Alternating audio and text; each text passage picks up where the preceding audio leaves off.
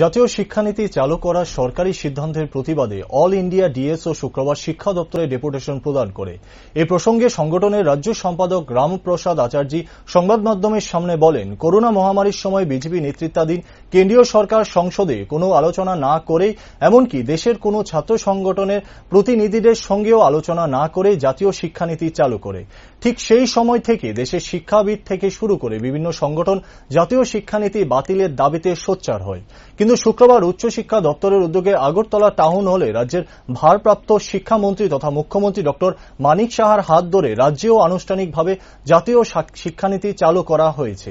এই ভয়ঙ্কর জাতীয় শিক্ষানীতি যাতে প্রণয়ন না করা হয়, তাই এদিন শিক্ষা দপ্তরের সামনে রাজ্যের মুখ্যমন্ত্রীর বরাবর অল ইন্ডিয়া ডিএসওর ডেপুটেশন প্রদান করে।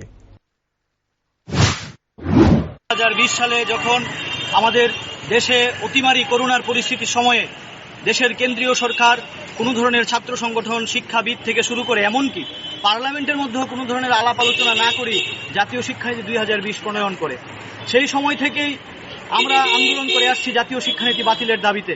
এবং শুধু আমরা নয়, দেশের বহু শিক্ষাবিদ থেকে শুরু করে সবাই আন্দোলন করে আসছে এই শিক্ষানীতি বাতিলের দাবিতে।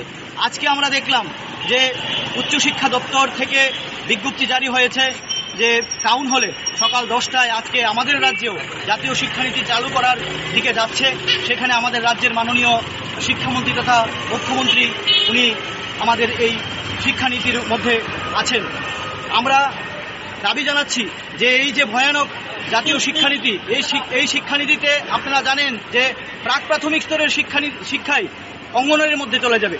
প্রাথমিক শিক্ষা ব্যবস্থাতে কারিগরি শিক্ষা প্রণয়ন করবে। মাধ্যমিকের মতো গুরুত্বপূর্ণ একটা বিষয় সেটা থাকবে না সামনের বার থেকে এই শিক্ষানীতি যদি চালু হয়। উচ্চশিক্ষার মধ্যে ইউনিভার্সিটি এন্ট্রান্স টেস্ট চালু হবে এবং যে টোটাল শিক্ষা ব্যবস্থা সেটা অনলাইন হয়ে যাবে। এই যে ভয়ানক একটা শিক্ষানীতি চালু হচ্ছে, এর দ্বারা শুধু আমাদের রাজ্যে নয়, সারা দেশে শিক্ষানীতি নষ্ট হয়ে যাবে। তাই আমরা মাননীয় আজকে এডুকেশন ডিরেক্টরের নিকট আমরা ডেপুটেশন দিতে এসেছি এই রাজ্যে যেন শিক্ষানীতি প্রণয়ন না হয়। তাই আমাদের আজকে এই বিক্ষোভ